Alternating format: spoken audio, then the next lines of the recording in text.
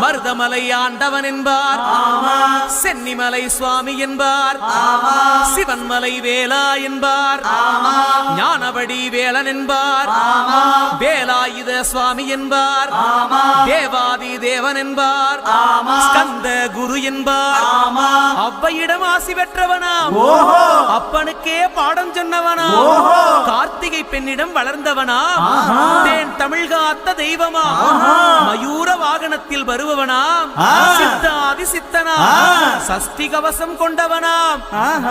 அப்படிப்பட்டு முருகனவே ரொம்ப ரொம்ப சின்னவனா. முருகன் சின்ன சின்ன முருகைய